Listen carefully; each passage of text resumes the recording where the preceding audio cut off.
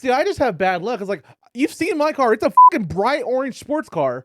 And I've been in like 3 wrecks. None of them have been my fault. Everybody just keeps like, I didn't see it right there. The bright orange sports car, you fucking blind motherfuckers. For God's sakes, I drive a Dodge. You're It's supposed in to, the name. yeah, you're supposed to avoid it.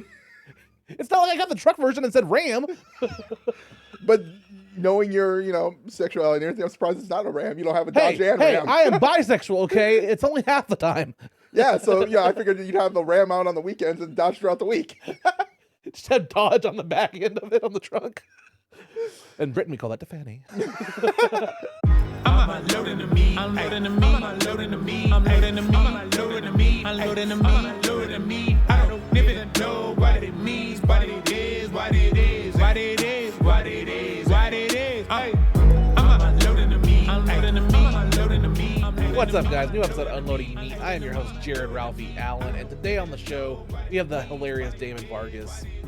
Damon is a comic that I've known for a little bit here in the Tulsa scene, and he's always hilarious, always putting in the work. But what I found in this interview is not only is he a comedy fan, he's just a celebrity and pop culture fan in general. When he's not making us laugh in the open mic scene here in Tulsa, he is at Comicons, he is at celebrity meet and greets, he is collecting signatures, but more importantly, he's collecting stories, some of which he shares today on this episode that I don't want you guys to miss.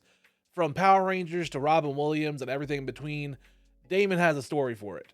And I'm really excited for you guys to take in this interview and just really enjoy it. If you guys like this content, be sure to like, share, and hopefully consider subscribing. Now that that's out of the way, let's get into the interview with Damon Vargas. And I don't know, I've been more of a social person, but at the same time being in the corners, you know what I mean? Where, I've been more of a social person in the corners. Well, it's weird how to say exactly. Name of the episode.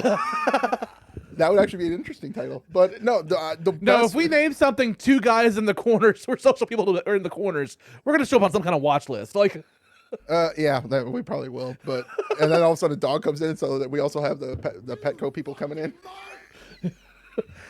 But no, the best way to describe my personality is I love going to public places, public events. I mean, I'm a concert junkie, but I don't really care to bring friends back. I don't care about, I'll socialize with them. They're like, oh, hey, let me get your phone number. I'm like, I'm good, man. And it goes, what if you want to hang out? Well, hopefully I'll see you at the next tour. I mean, I will say there is something to that, because like I've been to concerts and stuff growing up with like ex-wives and stuff and like friends just going out, all group of us go to the concert. Yeah, that's and that was fun. But then like last year, AEW came to town to the BOK, and I went by myself, and I just bought tickets to myself to the wrestling show, and that was kind of the most fun I ever had, because I could leave or do whatever the fuck I want. I don't have to follow the group. Where's everybody in the bathroom? Is everybody here? Cool. Did everybody get a drink? Or you always got the whiny person. Oh, man, I can't be out this late. Man, I got to go to work or something like that. Dude. Or I could just go to the merch table and I could buy a shitload of merch and not feel any guilt because nobody else is buying shit or something. I'm like, oh, like I bought an autographed like Eddie Kingston wrestling figure out there. Nice. And like you can only buy them at the actual shop, at the actual shows. I think the last time I dropped some serious coin at a merch table was when Childish Gambino broke his leg in Dallas. Oh. Like, I literally bought like 3 or 4 shirts. The only thing I regret not buying was that he had his Freaks and Geeks hoodie for sale. Nice. But I did buy his signed poster, which his autograph's like that big. Nice. I have one of his vinyls in my bedroom. I have a few vinyls, but like I like vinyls that look cool. That because I have a vertical record player. Okay. Spins it vertically. It's not the same. You like the artwork? Yeah, I like the artwork, and like Childish Gambino, he has on my vertical record player when I put it. His albums are actually like see-through, like pink, translucent vinyls, and they just look really cool when you're spinning them. Also, when you're a little high. But like a lot of vinyl places are doing that now. I don't know if you're into vinyl or anything. Or I don't play them, but I think I've got like 2 or 3, and I just have them because they're signed. See, I don't play. I play them around the house occasionally when I'm cleaning and like cleaning around the house or like that. I'll put a vinyl on, but I'm not like a vinyl like snob. I more like them since I got that vertical record player because I just like the aesthetics of how they look when they're playing. Yeah, like I have a Queen greatest hits. I'm a big Queen fan. That doesn't surprise me. Oh yeah. Like I've always loved Freddie Mercury and Queen growing up, and so like I have their double disc, like their greatest hits. So does that mean you're becoming a fan of Benson Boone since he kind of dresses like Freddie Mercury now? I don't know who that is. Benson Boone? Benson Boone, yeah. I haven't heard of him. You're gonna have to take a look at him, man, because he's actually going on tour, playing Fort Worth. This is his first arena tour, but the dude is phenomenal. People compare him to Benson Boone. Yeah. Okay, he looks like metrosexual Logan Paul. Pretty much. But the dude's I don't know what his Like type that is. looked very Logan Paul to me. Yeah, but the dude wears these like freaking Freddie Mercury style suits and everything now. I'd listen to him. Like I love I love just original voices. Their voices are just very unique. That's why I'm hooked on Alex Warren. That is my #1 artist right now. Really. Yeah, I don't know. Have you heard of that guy? I've heard the name. He's been throwing out a few like subtle songs, but he started gaining some serious traction when he put out a remix version, I guess you could say, or a duplicate version called burning it down or something like that. I believe I'm probably fucking up the title. Sorry, Alex, but he's got Joe Jonas on the track. Oh, and, nice. And it's a smash. And then Anything with Joe Jonas is way better. Just watch season 2 of Righteous Gemstones. Wow. They got Joe Jonas involved. honestly, I think that's the most laid back dude out of the trio, dude. I mean, literally, the have most laid back dude with a purity ring. pretty much. Well, once you ditched it, I mean, he was literally smoking pot with Snoop Dogg. Oh yeah, and he fucks the Game of Thrones girl. I mean, no upgrade. No, he divorced her. Oh damn. Yeah, but who Guess knows? that was a red wedding. But no, dude. I remember him riding a scooter in the back of the BOK Center when he was with his DNC band while he was opening for Selena Gomez. Damn. And I was like, "Hey, Joe, what's up?" And I'm the only one back there. I'm like, "Man, a Jonas Brother is still here. I thought there'd be a bunch of little like hoochies out here, like a bunch of little fucking sluts, maybe trying to get a daddy or something." That's exactly how I thought it would be, but no, it was just me, and there he is. You were just looking like the dad of Joe Jonas. Pretty much. And I was just like, "Joe, is that you?" I'm like, "Would you mind if we took a photo?" He goes, "Yeah, man." And then he just I'm like, Is that Joseph Jonas? and he literally just goes like, "So do you want me to come out?" I was like, "Do you want me to come out there, or do you want me to come in here?" And he, because it's it's a gated spot right there. He goes, Purity. Nobody's gonna come. "Yeah." Oh, that's true. But Praise him. But he goes, "No, man, I'll come out to you." And I was about to hand the security guard my phone so he could take the photo. And Joe goes, "No, I'll handle that." And he just took it upon himself. Nice. Yeah, and then my hair looks like shit because it's windy out and everything. But his is freaking whatever because he's got product in the hair. See, I have none of my original autographs when I was a kid and stuff because I collected when I was a kid, mostly Star Wars, Harry Potter, Power Rangers, stuff like that. Yeah. And then I moved out when I was like 17, 18, but most of my stuff was still at the house. Yeah. And then one time my parents had a house fire and we lost everything. Like it just totally lost everything in this 2-story house. Whatever the house didn't lose by fire damage, the fire department ruined with water damage from the hoses. Oh wow! So like half the house is fire damage, half the damage is water damage. Dude, it sucked. I would not know what I would do if I had to do it because some of the stuff I have I can't replace. Dude, it was such a fucked up like my mom barely got out of the house. Like basically the dryer caught on fire. Their brand new washer and dryer. Their dryer caught on fire, started smoking. The dogs alerted her. She got out. And the dryer room was right next to their garage, and she had a brand new Jeep Liberty in there. Mm-hmm. And the dryer caught the Liberty on fire and caused an explosion and took off the whole top roof off the 2nd-story house. Holy shit! And like just caused this massive explosion and just ruined the whole house. God damn. And so I gotta ask though, if you lost some serious shit that you pretty much treasured from your childhood. I mean, honestly, losing it all sucks. Yeah. Because you collected it since you were a kid, so that's nostalgia in itself. Yeah. But what would you say was probably the worst one losing? I mean, it's hard to remember everything. I remember I had the full first edition Harry Potters and hardcover all lined up. I collected a lot of books, so I had a lot of hardcover books and Harry Potter first edition stuff like that. Pretty much the entire Kenner wave of Power of the Force, Star Wars stuff, Millennium Falcon, all this. None of that was stuff was signed though. No, not really signed stuff. I mean, this was younger stuff. I was like, could you imagine how amazing your studio would look if you would have had all that shit here? Oh yeah, it would have been crazy.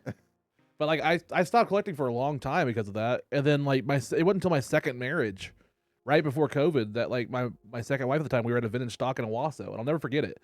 We're at the vintage stock in Owasso, and she looks at this glass case and she goes, "Isn't that the Megazord that you never had as a kid?"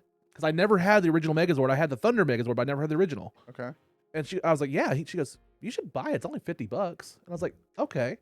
And that just started the obsession. And then it just started from there. And then COVID hit.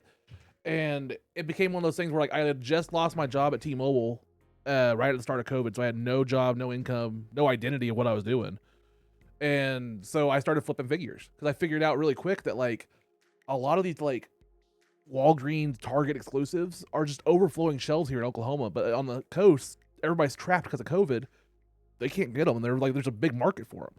So like, I would buy 2 or 3 of every single figure I find, and I just keep one and sell 2, and that's what paid my bills through all of COVID. That's crazy, dude. I was the opposite. I was working as a massage therapist, and The shirt gave it away. yeah, thanks. the second they were able to let people go back to work, I mean, they weren't opening restaurants or anything. We were like with the first line of fire because right after medical, apparently they need me a massage. So They need some we sweet only relief. had 6. Yeah, How many happy endings did you do, bro?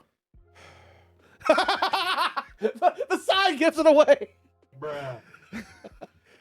oh god, dude, I have got so many massage stories. I mean, first off, that is the fucking low-hanging fruit shit that every man just asks. Don't matter if they're gay or straight, Yeah. or bi. Every guy wants to always ask that question. Yep. No girls asked that question while I was Well, in there. no. What they want to know is if I'm available. That's what I get. And the golden rule that we got, we had to sign a fucking NDA contract while we were working for this company, that we are not allowed to date or sleep with or anything of the nature of the women we worked on. Dude, you know how much pussy I passed up, dude? That's when you just leave out your middle name and be like, oh, sorry, I didn't write it fully legally. Yeah, I wish I would have done that. I forgot Junior. You Yeah, got my my dad- dad's signature. That's literally what I was about to say. But no, dude, I mean, the women that I was working on in there would never give me a second look if I was working on like, yeah, ma'am, you got a partially torn pussy. shit. If they would have let me in there, I would have. But no, man. I mean, the women I was usually working on would not give me a second look. But the fact is, I was doing something to their benefit. Yeah. And it was not coming out of my pocket for once. It was just coming out of my fingers.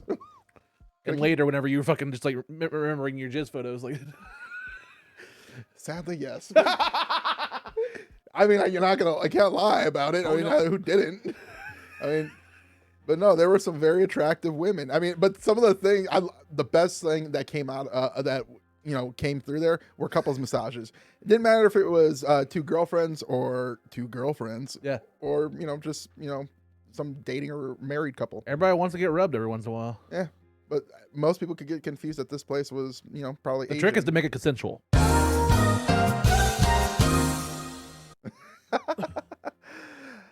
But I did love the fact that the girls, the most of the time that came through, were usually drunk off their ass. Probably down the freaking mini mart, whatever the hell, you strip mall, at the freaking Mexican restaurant down there, having a few margaritas, and they immediately come in because they want me to circulate their alcohol through their body systems quicker so they can be drunk harder. Damn. And I just love how honest these women got on top of it. You should just be like, have you heard of boofing? But no, they would be like, hey, can the women would be like, I'm like, damn, you're getting off it. I'm only working on your shoulders. Jesus, I haven't moved anywhere else. Yeah. And Well, I mean, the shoulder bone is connected to the clitoris bone, so you don't know anatomy. I should have known that because I had to study the bone structure through fucking massage school. I mean, a lot of people study the bone structure through fucking. Like, Yeah, that wasn't me. I was a late bloomer. I was a late bloomer. Anyway, no, so I work on this one lady and she's like damn near getting off, and her friend literally chimes in while she's mid-moan and literally goes, oh, I'm sorry, she hasn't been touched by a man in a while.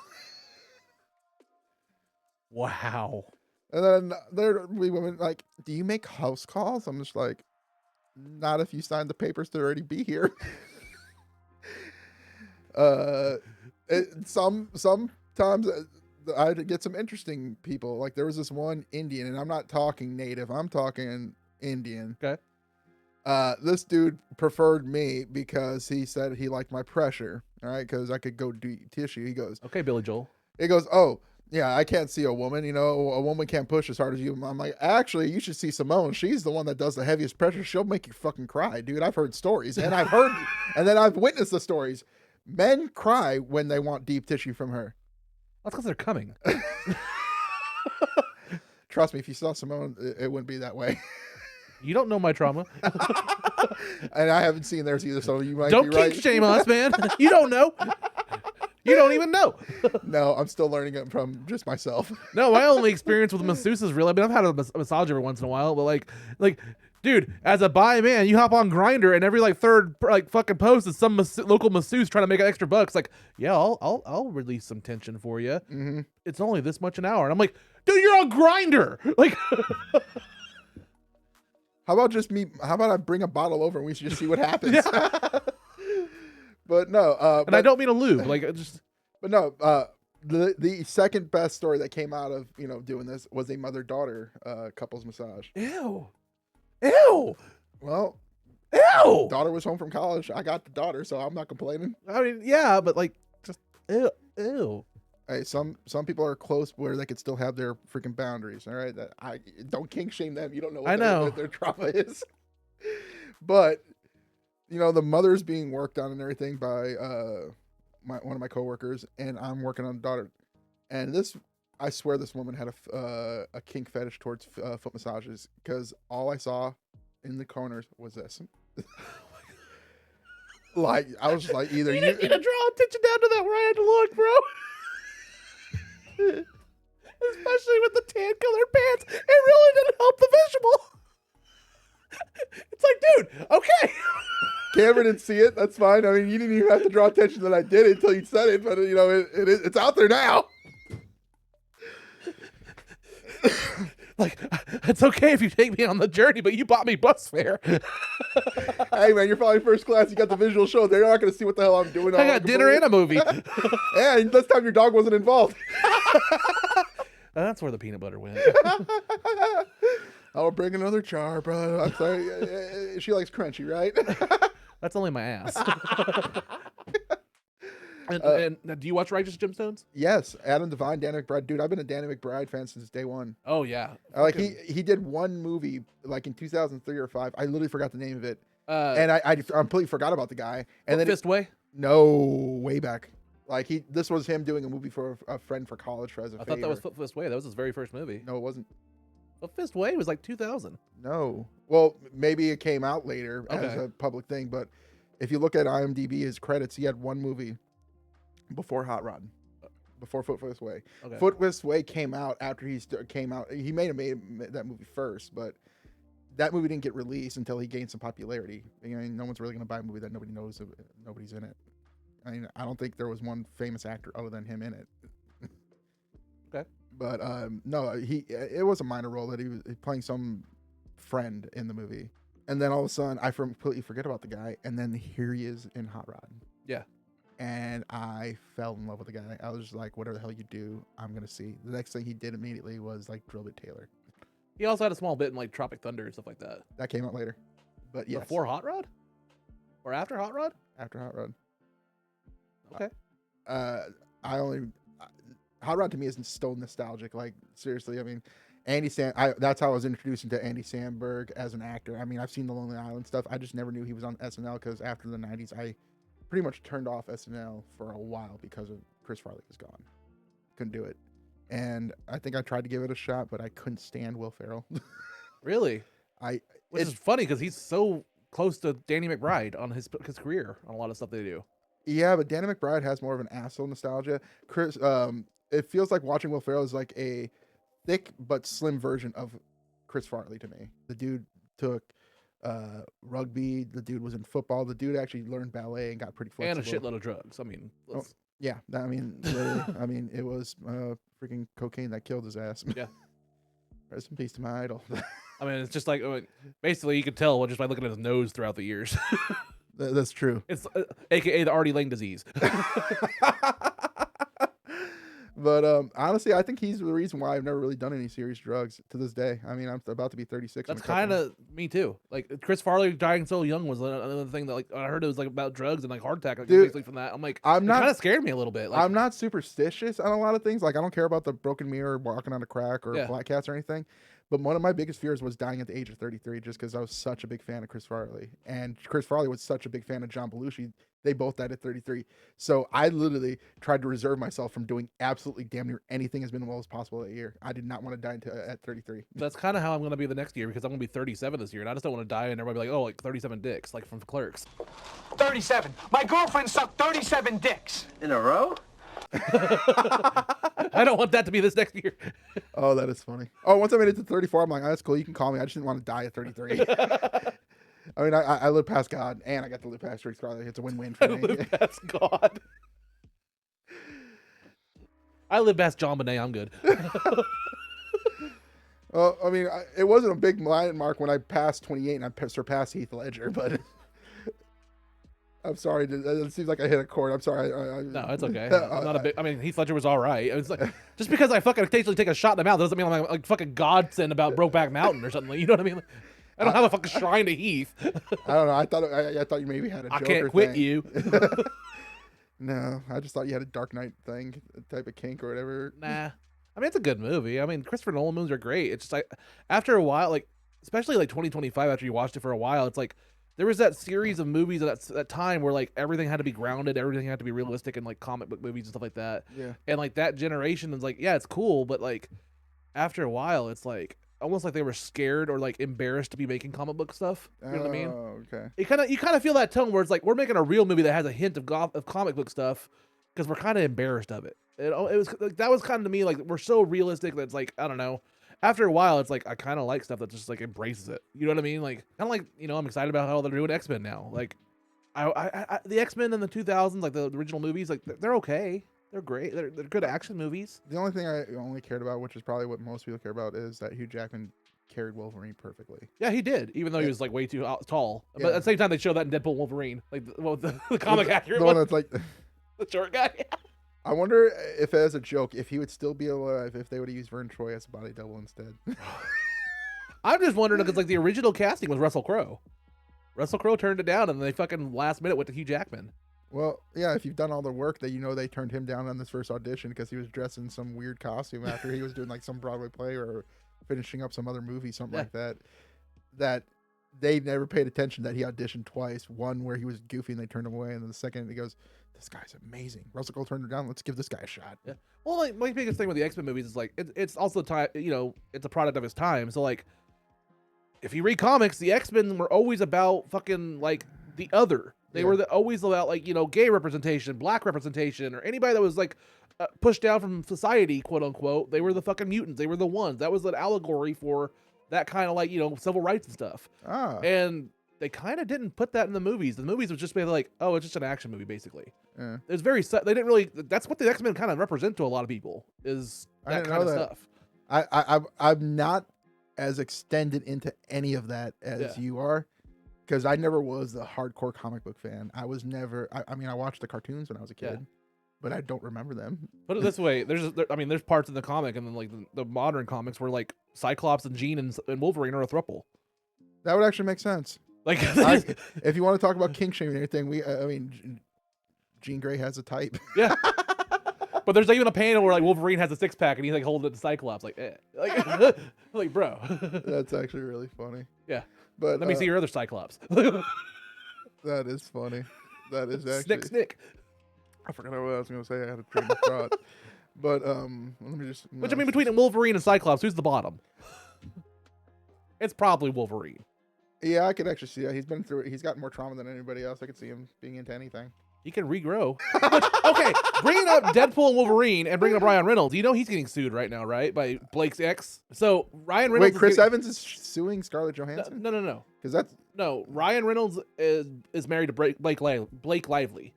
He's married to her, and her ex is suing Ryan Reynolds and Disney and all them because he thinks Nice Pool is mocking him.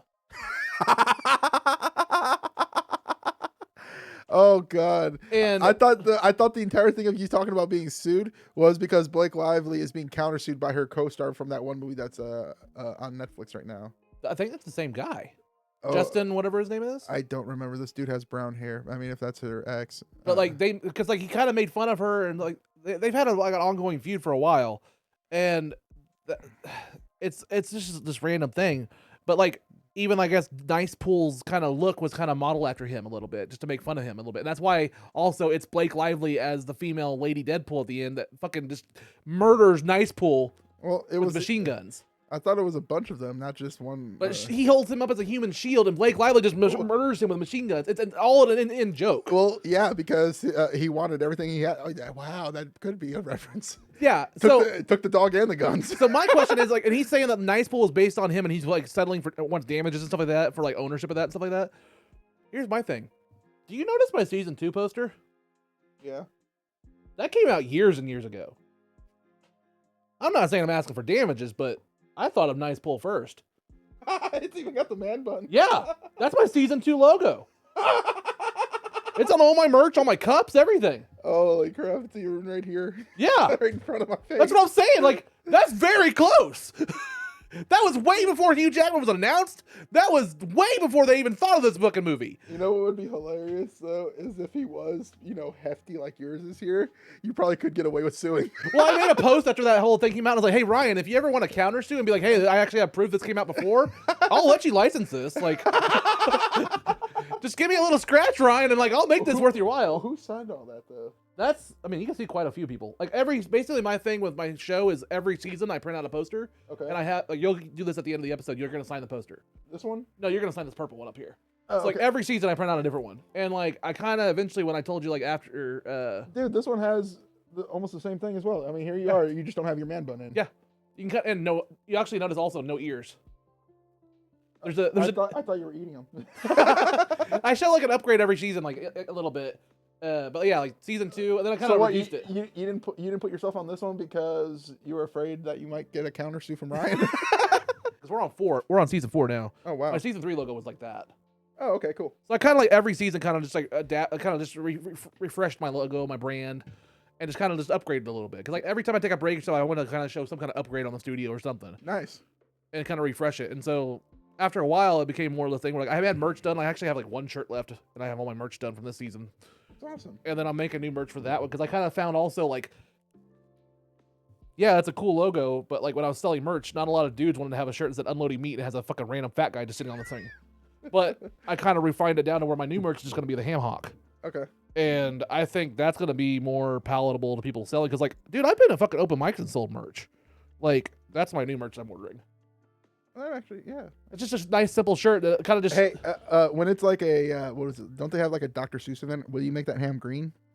That's a good idea. That's a good idea. Just saying. That's kind of like what my thing is. Like, I wanted to have like a refined logo that's kind of... I even have it like here. Like, but like, it's just a nice thing that's like, oh, it goes right straight with Unloading Meat. I'm working on... I need to find a guy with a 3D printer. But like, I have my wireless mic. I want to make a bone that this slides in, and I want to get like a flesh color kind of like one of these and make it look like I'm holding a ham hock. I think I know someone with a 3D printer. If he still has it, I think I could hook you up. I just need a hollow tube, like a bone, like with a bone end, kind of like the end of the ham hock. Okay.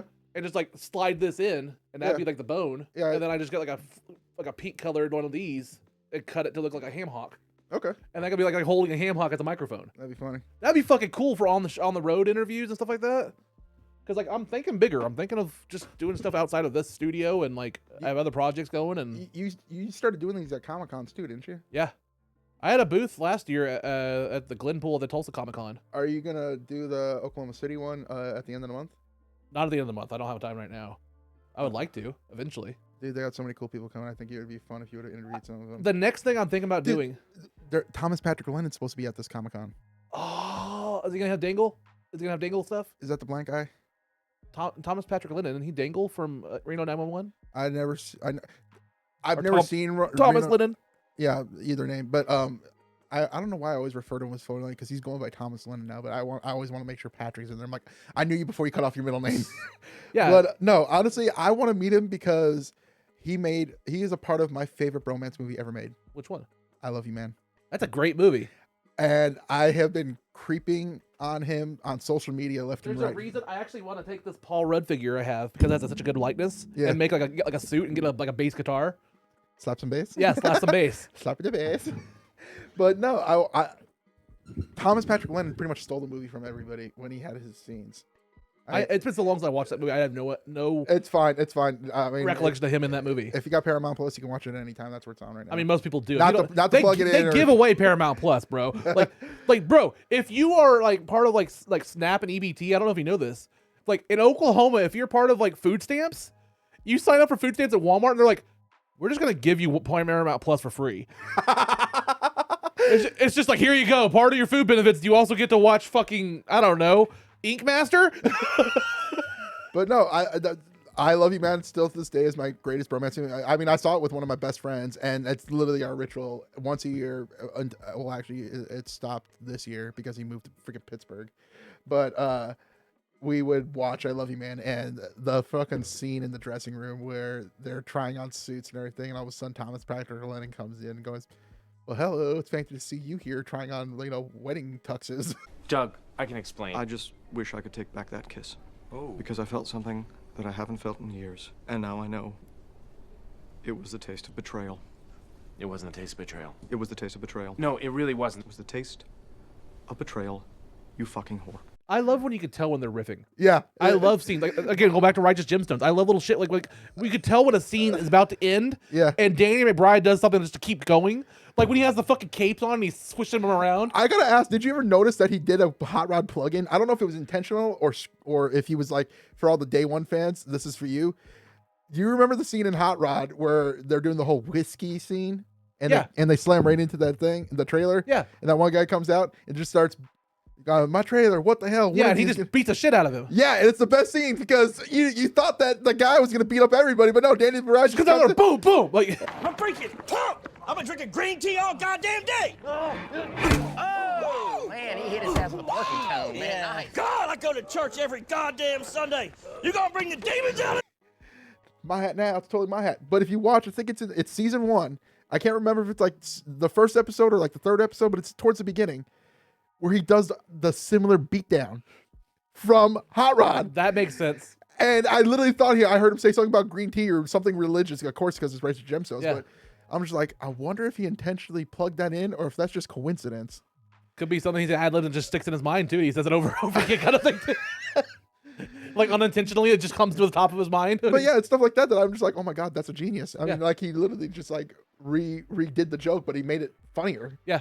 I mean, then he was just some rant builder with literally no life. Yeah. And now he's like some rich dude that's ripping off all these people from doing, this mega church. Yeah. And he's still beating ass. But no, literally back on PATRICK Lennon, and like he's just, like I said, stole the scene. He goes like, "It was the kiss of betrayal, you fucking whore." And that's literally been our go-to plug with me and my buddy. And I kept, like, once I figured out about Cameo, which was like right before COVID came in, I kept teasing him like, "Dude, can you get on Cameo? Like, drop a number, dude. I don't give a damn how much you want to charge." My best friend's birthday, Christmas. Now he was supposed to be engaged. He got engaged. I need an engagement video. Bachelor party. I need this. Dude, I want this video for the wedding. I mean, there's nothing funnier than that would be playing on the big screen while he's saying his vows. And he never said he'd do it, but he just kept liking it. I'm just like, dude, it is on if I ever see you. So when he gets here, I'm gunning for his table. And I'm like, we finally meet, Doug. Not even gonna call him Thomas, but I'm just gonna see how it goes. I'm not like, I kind of want to go to more Comicons and stuff like that. Like the next thing I'm wanting to possibly, like, I'm not a big like, again, I'm kind of like, post COVID and stuff. It kind of really changed a lot of us, but like also like my anxiety and stuff. So well, like crowds really don't do it for me. Like if I'm like, my claustrophobia kicks in if I'm like shoulder to shoulder trapped in a crowd. I can't fucking stand it. Well, that's what I like about these things. These things are spaced out enough. I mean, like if you go to somebody that's like uber famous at a con. Like Matthew Lillard, that line was insane.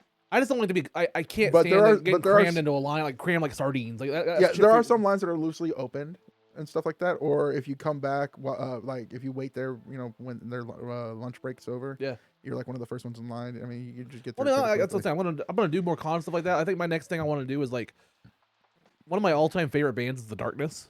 Okay. And they don't. I mean, they're an English band. They don't come along to the America a lot, and if they do, it's like New York or the coast or something like that. Yeah, they're gonna play Rocklahoma this year, and I'm like, holy shit, The Darkness is gonna be at Rocklahoma. That's like, oh my God, that's like never happens. Yeah, it never happens. I'm like, okay, I gotta go. That's so kind of how I felt about Dimitri Martin coming to the Bricktown. Yeah, I mean, like I've seen this dude open for Dave Chappelle on the Oddball Comedy Festival and everything, and he does bigger venues. I'm like, you want to come here? I'm just like, I'm in. That's all I can think of. Yeah. I'm in. How was he in 2025? Like, did he bring in like the board, or does he still do that? Yeah. Actually, again, I should get paid for plugging all these people in, but I don't. What I loved about this tour that makes it so special is when he comes out with the board throughout his previous tours. Yeah, everything was already pre-drawn. He calls it the quick draw tour because he's drawing in front of us. Nice. So he's doing it, and this is a new thing for him. So I love that he's actually doing these little clubs to work these things out, because he has to he has to develop a new skill of, interacting with the crowd while he's drawing. He can't tell the joke while he's drawing it. He's gonna draw, which doesn't take that long. It takes him like anywhere from 15 to 20 seconds to draw whatever that it is. That's why they're called quick draws. And then he tells the joke. And the really cool thing is he had it propped on a spinning easel, so that way everyone could see it. Not hey, that's good. Yeah, so he attended to everybody, which is really cool. But no, it was awesome. I love that he's trying this new thing. I mean, the dude's 51, 52. I mean, like, I didn't think he was that old. Yeah, he still doesn't look it. No, not at all. I consider him like one of those, that crop of like, it's almost weird to put him like this, but like, remember Comedy Central Presents? That's where I discovered him. Yeah, it's like the Comedy Central presents comics. Yeah. It's like that kind of genre, that group, like that early 2000s, like that like 2000, like 2010, I'd say. Yeah. Or like maybe like 98. Yeah, that's what I was about to say. I think it started in like 98 or something. That's how we 98, got 99. yeah, that's kind of where we found Dane Cook as well. Yeah, Dane Cook. I mean, there was a lot of Stephen Lynch. Do you remember that guy back in the day? Mitch Hedberg. Mitch Hedberg. There's so many of them that are just really good. And Comedy Central Presents would do a 30-minute special. The last time I fell in love with anybody from Comedy Central Presents, I've seen some other ones that I'm just like in awe of, but not really so hardcore, was Donald Glover. That was the last time I saw him. Donald Glover had a great one, yeah. Yeah, he had that robot thing. I forgot if it was the half hour or the hour one, but when he referenced Kanye to being a nerd because he had teddy bears and robots. Yep. That was hilarious. Donald Glover's hour special was really good too. The one where he's talking about his fucking foster kid taking a shit at Home Depot in the fake toilet, or in the real toilet, the display toilet. When he started making a life for himself and his cousin, it could have been the same cousin that shit in the toilet, but he goes, "Oh man, I just got this girl pregnant." He's like, "Good, that's what you get for eating my Rice Krispie treat." But dude, I just can't believe like I missed the opportunity to actually like network with that guy, because he was in Oklahoma City for 2 weeks before his concert kicked off here. Damn. Last year, and I knew he would be. I just didn't have the time or the money to get out here. Yeah. And I was so mad. But I did get some redemption from his previous tour. Like I mentioned, he broke his leg in front of us, and he comes out on stage B, which is very rare. I've never seen an opening show where it comes out on the backstage instead of the front. Comes out in this really awesome, like all black spacesuit that lights up, and then he walks through the crowd, comes right up to the front gate in front of me. High five. I'm like, okay, we're partially there. All right, I got a little attention. No, dude. Partial chub. Yeah, no, not a partial chub. Just all right, cool.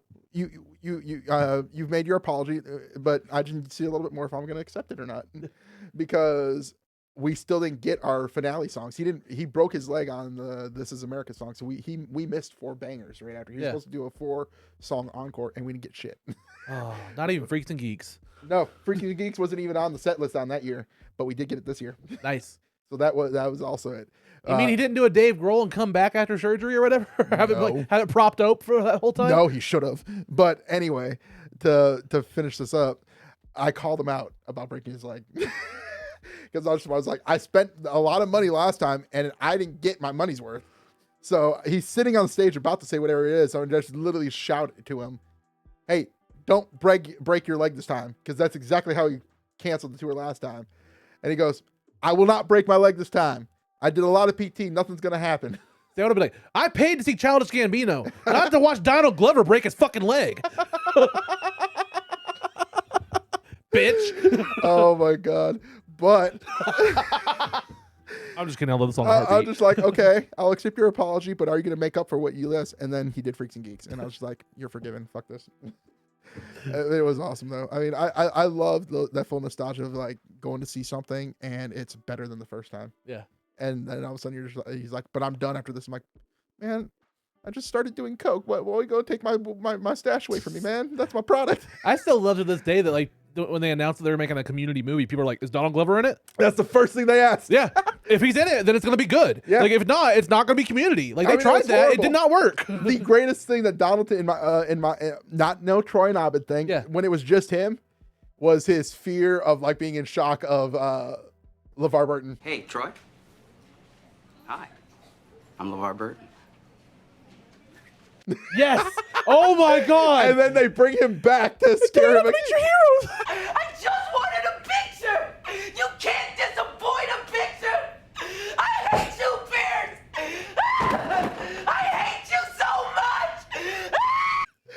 And he's not wrong. Or my favorite one is like when they're in like the house and there's that body on the ground and he does a leap over and he's like, my brain is crying.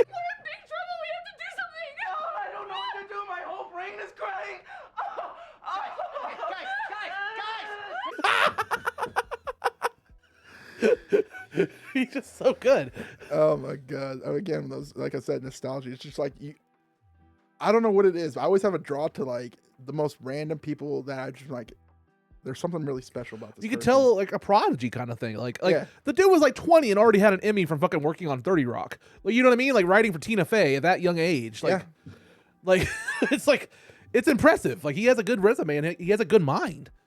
It's so creative and everything. And the dude's just the biggest nerd. He's probably got a bigger collection than you. He's the only that's redeeming. before he got all his money. He's the only redeeming quality of the fucking prequel movie that was like the Han Solo movie. That's literally why I went to go see it. He had the best line in that one movie. He's a great Lando. It wasn't just that. His opening line pretty much was, "Everything you heard about me is true." Yep. And I'm just like, dude, I believe you. And I'm not talking Lando. I'm just like, Donald, anything you say, I'm unless it's a pedophile thing, it's probably true. Which, by the way, I will say, Solo, a Han Solo movie, whatever the fuck it's called. Solo, a Han Solo story, whatever. Yeah. Fuck you. Or Solo, a Star Wars story is what it's called. Yeah. Fuck you, because you retcon something about the Millennium Falcon that makes it so creepy that it ruins all the rest of Star Wars. And what's that? So in the Solo movie, there's this droid that's Lando's fucking like droid buddy. Oh yeah, the And one she's that's basically like self-absorbed. Like, oh, he's really into me. Yes, but she's also part about like droid liberation and droid freedom and stuff like that, right? Like that's her whole thing. Is like her whole character is like it's the girl from Fleabag too. I think that plays her. Yes, which And- is the best casting. Not gonna Yes, lie, it's nothing great. wrong with her. No, nothing wrong with her. She did an awesome performance. But the whole point of her character, she's like droid liberation and stuff like that, and we should have free will. Then she gets shot saving Lando at the crux of the movie. Do you remember what they do to her? They take her apart and put her into the ship. They make her the AI for the Millennium Falcon for the rest of her life. She's pretty much enslaved. She's enslaved to run the Millennium Falcon's ship as the Navicomputer instead of having her own free will and body, which she had already. So they enslave her at the rest of the movie. And so retcon for the rest of the universe, she's just trapped in the Millennium Falcon's computer running it. Pretty much. So every time R2-D2 is like plugging in, he's raping her. I never thought of that. When the hyperdrive doesn't work, that's just her time of the month. Like when Han and Leia were trying to hook up and it kept malfunctioning, she was trying to be a cock block. Like you start thinking about this and you're like, every other scene in the Star Wars universe kind of has a weird fucking quirk to it now. Hey, And I you think think- that she's hanging out watching them. I think you just found a new part to work for your new set. Yeah, I think so. Like, I have a literal rage with that. Not just in mentioning the Darth Maul cameo at the end where they're like, oh yeah, he's still put together. It's like, Yeah, I never understood that, but I guess they're doing the limited series or the movie now, so I guess it's gonna answer something. that was also weird because like they brought back Ray Park to play Darth Maul. Now that George Lucas is not involved because they can't fire him again. But that's why we never saw him again. Because allegedly the biggest rumor is because Ray Park and George Lucas got into it behind the scenes, and that's why Darth Maul was cut off and killed right off of episode 1 because he was supposed to be Dooku and all of them are allegedly supposed to be. They came after like Darth Maul was supposed to continue in episode 2 and 3. okay, Something happened behind the scenes, and Darth Maul gets killed off really quick and cut off really quick in episode 1, and then they invent Dooku and Grievous. wow. The rumor was they were supposed to keep going. He was supposed to keep going because it's Ray Park, fresh off a Toad and X-Men, and he was making he was doing a lot of cool stuff at that time. It was a big deal for him to be Darth Maul. And there's, I mean, you remember episode 1, like all the fucking campaigning, like all the promotion, like Darth Maul was heavily featured in the promotional stuff. I remember. All the toys, everything. I was just a little kid when it came out, so I barely remember. Like, I didn't know how to look any of that stuff up, and it just kind of flew by. Now in 2025, me being an editor, you know the iconic shot where he first uses the double-bladed lightsaber? Oh Where yeah. he goes, pew, pew. There's a graphical error in that shot, and it fucking, once you see it, it ruins it. Well, then please don't tell me about it. Fuck it. I'm gonna ruin it for the audience. How about you tell Earmuffs go la la la la la la la. When he extends the lightsaber, the actual lightsaber bar goes eh? Just for like a split second. And it ruins the whole shot. The whole lightsaber gets bigger. Okay, now I'm better. All right, cool. Sorry, Now let me show you the footage. Oh, that's good. Bruh. I'm a huge pro wrestling fan, and I think honestly, pro wrestling and stand-up comedy are very similar as far as like the way like an indie wrestler versus like an upcoming stand-up comic is almost like identical. Like we're all kind of like going from like venue to venue, look, sometimes for like a hot dog and a handshake kind of deal, I guess. and just kind of looking for like that next spot that's gonna like make you pop off or something like that. And you're trying to do like merch, or you're trying to do like social media. You're trying to look for that next opportunity to get your name out there. Yeah. And you're going just event to event, venue to venue. Sometimes it's small crowds, sometimes big crowds. Mm-hmm. You never know. But like I see a lot of similarities between like stand up and pro wrestling, like indie pro wrestling. I never really saw that. I never got to grow up with wrestling. My dad was trying to make me 100% Mexican when it came to stuff like that. Yeah, hey, Lucha Libre. You'd think he'd be into Lucha Libre, but no, he had me watching soccer and boxing, and that was about it. Well, yeah, because those get me paid. The only thing that my dad watched that was white was the Olympics, and he apparently had a fascination with watching figure skating, so now I have to question him. I only found out about that through my mom. I didn't know he watched figure skating, but she told me. It was, oh, yeah. It's the sequins, man. Those sequins. Maybe he was. Maybe he had a Freddie Mercury thing. Maybe he likes Benson Boone now, too. Maybe. But Mama! Ooh! Actually, what is really cool is Benson Boone headlined Coachella this year. He brought the guitarist from Queen to play with him. Brian May? Yeah. Nice. But nobody gave him the appreciation he deserved. Nobody really gave him that strong applause when you get a special guest. So when he did Coachella for the second time, because they do it twice, but he brought Brian May out, but this time it was a cutout. Nice. I love it because Queen is to this day the very definition, like that joke is like, being in a rock band is not rocket science. No. Well, Brian May is an actual rocket physicist, like a rocket scientist. Like the guy invented his own guitars and stuff to make a certain sound for Queen. He actually has degrees in rocket studies and stuff like that. And if you ever read a lot of the lyrics in like some of the Queen albums, the songs that he wrote deal with like space exploration and stuff like that. Like he's a very, very he's a genius, a genius rocket scientist who also makes music for Queen. Wow. Yeah. So does that mean he's also a queen of space? Possibly. Nice. We call that astrology. Oh man, that is great.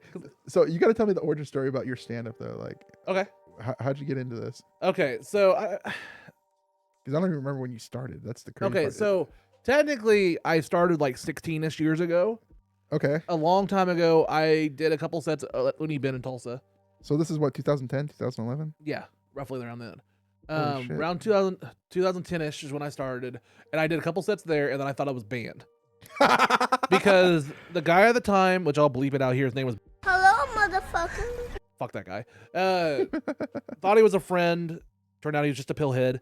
And he was hosting the open mics occasionally, and like he brought me up a couple times, and then after the second time he goes, hey, you said something so offensive, they thought you're banned. They don't want you here anymore. And I was devastated because at the time I was like 20. And there was nothing else around town. There was nothing else in Oklahoma really for like comedy in this area. So I just gave up. Oh, wow. And I found out years later that it was just him. Like the Looney Bin didn't even know who I was. And then like, talk about the most fucked up joke you fell for. How many years did you go through that before you figured out that it was just him? About 6 or so, 7. I started talking to some people that were still in the scene kind of stuff. And then they're like, yeah, he did that a lot of different things. Like my joke wasn't even that bad. I don't remember the full joke, but like the joke basically was like, Jesus was a carpenter, right? Yeah. What if while he's on the cross in his natural pose, he gets a splinter? And he's like, who made this? Now I remember you. All right. Because I was trying to remember, like, I knew you just popped around somewhere. I just can't remember how far back. I remember that joke. It was still fucking funny. It's a good joke. It's a great joke. And I'm just like, who made this? And like, I got allegedly banned for that. So I gave up for a long time. And then flash forward 14, 15 years, I have the itch, like, during COVID, I lost my second marriage. Sorry. But also, like, I was one of those people that, like, when the Biden bucks came in, like the stimulus money, I paid off my house. I paid off my car. I didn't buy a lot of shit. I paid off shit. So I was suddenly like 34, 35, and I had a paid off house, paid off car, and divorce. And so I was like, well, if I keep my bills low, I can kind of live my dream and do whatever the fuck I want. Yeah, I should have done that. I'm avoiding my bills and still living my dream. But that's what I did. And so, like, I spent COVID and stuff till the end. I spent like a year just kind of building this and figuring out how to do a podcast and stuff. Because my biggest thing was like, okay, if I'm going to go back to the stand-up, nobody can take it away from me. I got to have a base. I got to have something to fall back on where if something happens, I have something to show for it. Well, not only that, I mean, the fact that you have this, people still want to see you. Yeah. I mean, they can't ban you. I mean, they could, suspend you, I guess Yeah. you could say, or say just stay away for like 3 months or whatever, or hey, don't come around this way, but you can still play at all these other places, something like that. But the fact is, you're drawing an audience through this, so therefore that's kind of what it was. I wanted to have something to have that happen because like I wanted to have something to fall back on. That was my biggest thing. So I built this, and then like I really wanted to have this going when I started stand up again, and then this would have been 2022 at the end of it. Katie Style was hosting an open mic at Tulsa Comedy Club. Okay. And I just saw the flyer, and I was like, okay, I'm gonna do it. So I went back out and I did it. It was my first time in like 14 years over the time or whatever doing it. Yeah. And I'm one of the last 3 people on the list of like 30 people. That's insane. And at the last 3, the guy that owns the club hands her a note, comes up to the stage and hands her a note. And she goes, "Are you serious?" And he's like, "Yeah." And she goes, "Okay, unfortunately, due to time, the next 3 people only get 4 minutes. Coming up next, Jared Ralphie Allen." So my first time up in like 10 plus years, I have to learn how to shave off a minute as I'm walking up into the stage. I would have just flown with it. And I kind of just winged shit. I just kind of went with it. And it was not good, but it was enough to get out there. Like I basically, like my biggest thing was like I had a stool. So I bent over the stool and I showed the differences between me and my ex-wife giving head. I'm sure the bit did not go that well, but like the instinct worked.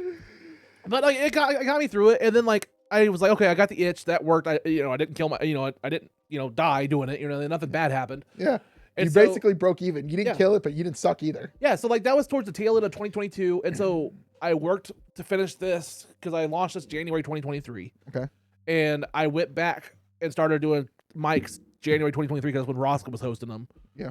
And after the first one at Tulsa Comedy Club, he was like, "Hey, if I call one of your names, one of the first these 5 people, come see us." And it was like me, Juju Rashad, and a couple other people. And they're like, "Hey, you were really funny. Come see with us and come hang with us at this after party at the Colony." Nice. And so Roscoe brought us to the Colony. And do you know who Jesse Willett is? No. Okay, Jesse Willett is a comic that's been in the scene. And he was deployed. He was getting ready to get deployed. Okay. So it was like a going away party for Jesse. Oh. And so everybody that was like in the Tulsa scene around that time, like that was like just a whole bunch of people I had never met was just at this party at the Colony to kind of send off Jesse. They were at a big party. So like there was a band playing with Connor, Missy, and all the drag less people were there. Burlesque people were there. Like we had just finished the open mic, so comedy people were there. Like there was just a whole bunch of people like just coming into this one small spot. And I'm kind of like a wallflower. I didn't know anybody, so I'm just sitting there on the brick wall just smoking my fucking weed. I don't know anybody. And I'll never forget this. This is the one thing, like, people have opinions on Roscoe or whatever you want to say. I still think of him as a friend. I think Ryan's a good friend. Yeah. I will never, ever not give him credit for this. Yeah. I'm so appreciative for Roscoe doing this. He saw me at that club, and he saw me just not know anybody. Yeah. And he stopped what he was doing. He came and got me, put his arm around me, and one by one, he took me to every single person in that club and goes, "This was Jared Ralphie Allen. He did comedy tonight. Very funny." Nice. And he introed me to everybody like That's that. one hell of an intro. And as we're doing that night, I was like, there's so much talent in this fucking scene in Tulsa. Oh, you have no idea, man. I should be interviewing these people. And that night was what caused me to really start interviewing people like that in Unloading Meat. Nice. And it changed everything. So does that mean Roscoe was one of your first guests when you started doing that? Yes. Then? Nice. Roscoe was like guest 5 or 6. Nice. My first 2 guests were so I had my best friend AJ growing up. He was my first guest because I needed somebody just to do an episode with. Yeah. Get a little familiar, test the waters, etc. Yeah. And like I didn't even have a poster, so he signed the fucking door up there. I see it. Yeah, that's awesome. So he signed that, and then like that was the first guest, and then I'll always be grateful to these 2 women. My first 2 comics were Lynn Kay and Missy. Okay. Little Miss MG. Yeah. And this was back in the day, like, again, even in 2025, it's still weird, but I had 2 strange women agree to come to Bartlesville to shoot a podcast on a stranger's couch, and they had never met me. That's funny. And they came all the way out here, and like I'll give them full credit because that's kind of scary to do, to come to a strange dude's house. You driving through Bartlesville, it all looks all nice and senior over there, and then you come out to the sketchier side of it. Yeah. Well, don't fucking dox me. But no, like I give them credit because like they came to a strange dude's house in the middle of nowhere and shot a podcast on a couch. You know what I mean? Could have been shooting anything. Yeah. But like, it's just one of those things where like I appreciate that. Yeah, it and just like, worked out. It's great. because I also like, I know growing up is the way I look and everything like that. I'm a fucking big dude with tattoos, white dude with tattoos. Yeah, and purple hair. And purple hair. But like, I had even the purple hair, this stuff, like, it kind of came naturally of people like, I know as soon as I walk in the room, people are going to have their own perception of what I am. Yeah. And I could come off kind of aggressive or something like that. People see tattoos, big dude, and like it comes off threatening a lot of times. I don't know what people come off of me though. I mean, they just come on you. You're a masseuse. Oh god, you know how many sheets I had to change? That's called a callback. That's what happens when you can imagine the referral rate on top of it. But Sounds like a sticky situation. I don't know what people's perception is of me because like, you see me at these damn clubs and everything. I say hi to you. I'll say whatever, how you doing or whatever the hell you told me last. I'll check in on that and then I just kind of walk away. I don't know. Like I've had this going for a while, but you can tell just from this, like this is a lot easier to kind of like become like strike up a friendship doing this than 5 minutes at a club where we're all trying to work on our sets or trying to figure out what we're doing. I mean, I don't want to disturb everybody, but but at the same time, I don't want people disturbing me. So it's you got to find fair ground. But at the same time, you have 5 minutes to make an introduction. And you're like, hey, so you want to hang out after this? And then it's like, no. And you're like, oh fuck, I guess I blew that one. Or it's like by the time you go up and do your set, half the comedians already left, and you're like, oh, there's no one to talk to after this. Pretty much. I mean, I try to stay. Like, I'll be honest. Like I live out of town. I'm an hour away. Yeah. So like I stay for as much as I can, and then after a while I leave. But I'm not one of those guys that's like, as soon as my set's done, like, get me the fuck out of here. I try to stay for a little bit, at least 10, 15 minutes, at least if not more. If I can stay till close, I'll stay till close. Yeah, same here. But I also like to give feedback or something like that, and also just like kind of like be there for the audience and actually give a laugh. Like exactly. How do you know something works if nobody laughs? Like that is very true. I try to stay as much as possible. I think only one time this year so far that I've had to leave like right when I was done. Other than that, I've stuck around. I mean, there is also the opposite. Like there's times where I've done mics after like, Bricktown or something like that. And I'm like, hey, can you get me on the list? And I get to be like the one of the last three. And if you're like the last three comics on like a 25 person list or something like that, by the time you get there, nobody wants to fucking listen to you. Like, I'll just be quick. Oh, this will be cut just between me and you.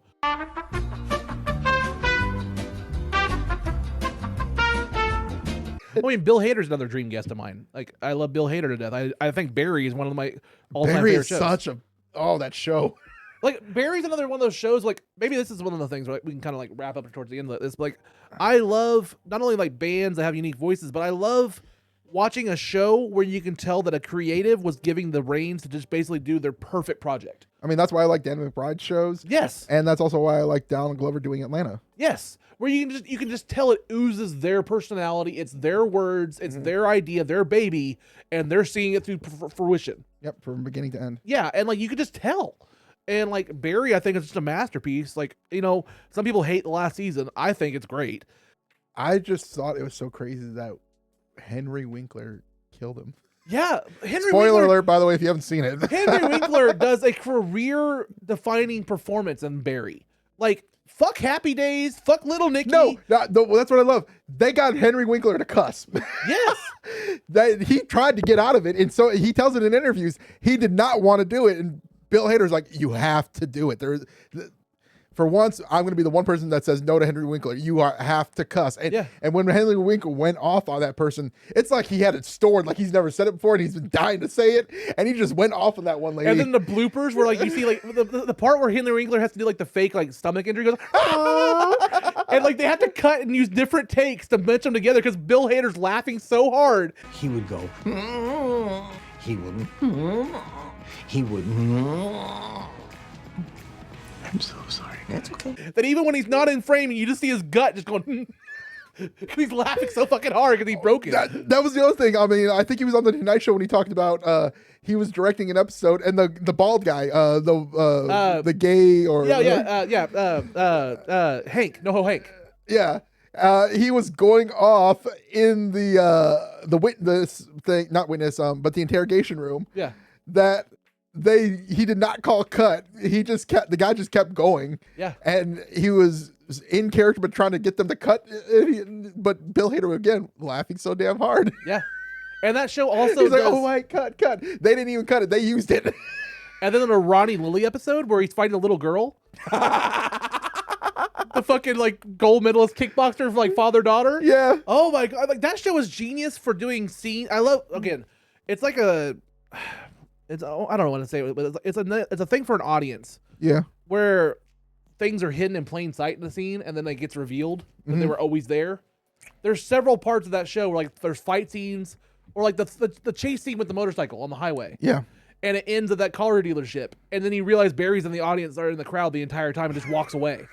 And like it's one of those things where you have to watch it like 4 different times, and you watch it and you're like, oh, he was there the whole time. Like they hit it. Yeah, I actually got one of my Why? Nobody expects me to be driving this car. Oh, fucking way. Not today. Not today. Fucking way. Oh, shit. Fuck.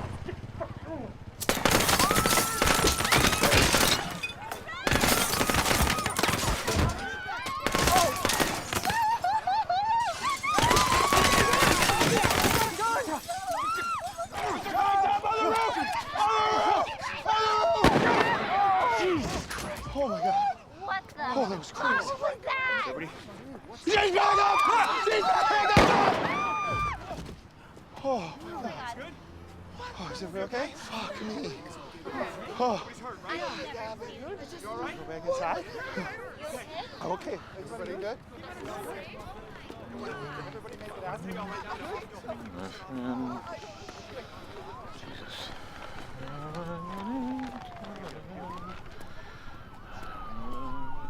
I just love scenes like that where like there's things hidden in plain sight, and then all of a sudden they move, and you're like, oh, they were there the whole time. That's cool. It's just a cool little camera effect. Yeah, it's awesome.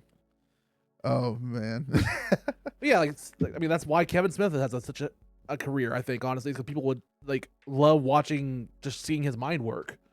Like you could tell a Kevin Smith movie, you could tell a Quentin Tarantino movie. You know what I mean? You can just tell certain people's styles. What would you say is your favorite Kevin Smith movie? Oh fuck.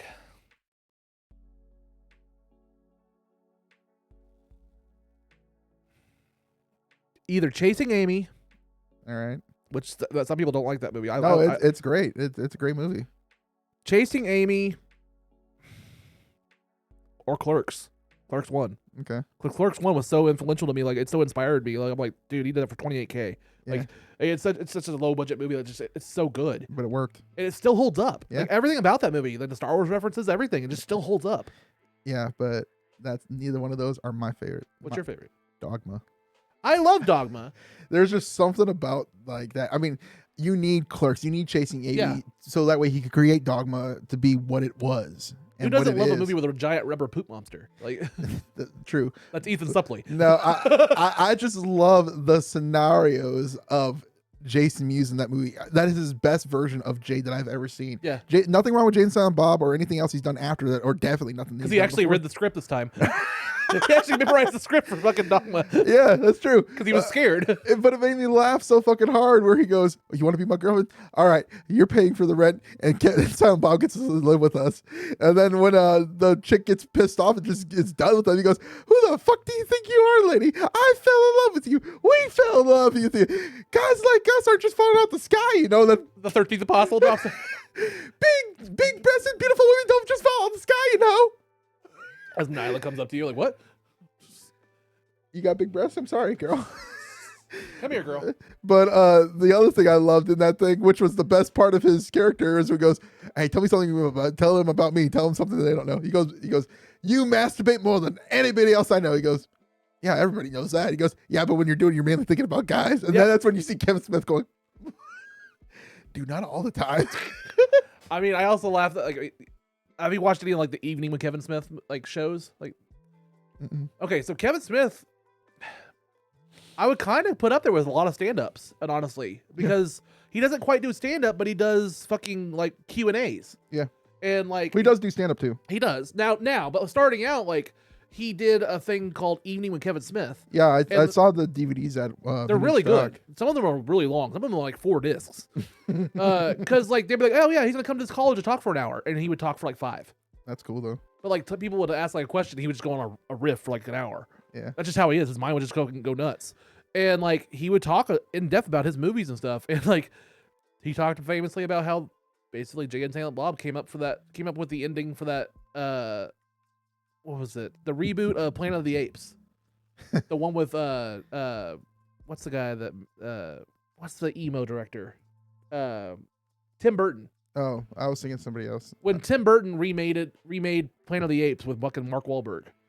And he changes the ending to Planet of the Apes. Spoiler alert, if you've never seen the 2001 reboot of Planet of the Apes, it ends with Mark Wahlberg flying his ship back to the US, and he goes to DC, and there's an ape head on the Statue of Liberty, or the Lincoln Memorial. Oh, damn you, dirty ape! Yeah, so they changed it from the Statue of Liberty, where he's on the same planet, he's just in the future, to he goes all the way back on his ship, and the Lincoln Memorial is an ape head. Well, Kevin Smith joked about how like a year or two before that, if you go through this, there was this comic book he came out that was called like Chasing Dogma. And it's a comic book series. It was like 6 issues, and it was to tell you the story between Chasing Amy and how Jay and Silent Bob ended up in Dogma. Oh, nice. And in one of those panels, Jay gets knocked out or has this story of like, what if apes took over the world? And it shows a scene of like monkeys putting up a monkey head on the Lincoln Memorial. And so Kevin Smith was always like, yeah, they stole that from fucking Jay and Silent Bob kind of thing. It's a little joke. That's funny. So much so that Tim Burton heard about it, and he put out a fucking thing in like the New York Post, like saying like, I would never steal anything from, some like ad like this, and I would never steal anything from somebody like Kevin Smith. That's funny. And like did a whole like smear campaign about Kevin Smith, and Kevin Smith was like, I was just telling this reporter that as a joke, like tee hee hee. And they actually put it in there like Kevin Smith is actually going to seek legal damages and stuff like this. Oh, that is hilarious. And it turned into this mini feud between Kevin Smith and Tim Burton. Oh, that's funny though. Yeah. That really is. Kevin Smith talks about rants like he famously was recruited by Prince to record or basically be the director for Prince's documentary about Jehovah's Witnesses. That's interesting. While like basically he got invited to Prince's compound in St. Paul or in Minneapolis. Yeah. And it was right around the time of one of the Prince's albums, and they were gonna have listening parties at the Prince's mansion. Okay. And we're just people are listening to the album, and then like he wanted Kevin Smith to go out there and be like, so what are your thoughts? Because he watched Dogma and was like, you're gonna be perfect to talk about religion. And Kevin Smith's like, I don't really do this, but he just kept doing it because Kevin Smith or Prince was like, yeah, you're gonna be fine. Well, it's on his resume now that he worked with Prince. I mean, how often do you get that experience? It all started because he was filming Jay and Silent Bob Strike Back, and he went to Prince and was asking for songs for that movie. And he'd say no? And he said no. Like, so he asked for, famously that movie has The Time. Yeah. It has, Jungle Love in it. Yeah. And Prince owns all the rights to The Time music. So he asked for that, and he was like, yeah, you're fine with that. But he had also asked for The Most Beautiful Girl in the World in a scene where Shannon Elizabeth's character walks in to the movies, and Jay sees her for the first time and gets the heart on. Yeah. He wanted Prince's Most Beautiful Girl in the World to play in that. And Prince said no. How dare he? And Kevin Smith's been working on this documentary at his place for no pay, doing this Jehovah's Witness documentary they didn't even want to do. And the whole time he was like basically just wanting to get those rights. And then Prince is like, yeah, you can use the Time song and everything, but you're not going to do that one. And he was just like, okay. Well, that also brings up that Prince wanted to, that Dave Chappelle wanted Prince actually in that sketch, and he said no. And Prince saw the sketch, and he laughed his ass off, complimented Dave. Dave goes, do you regret not doing it? And he goes, no, I still don't regret it.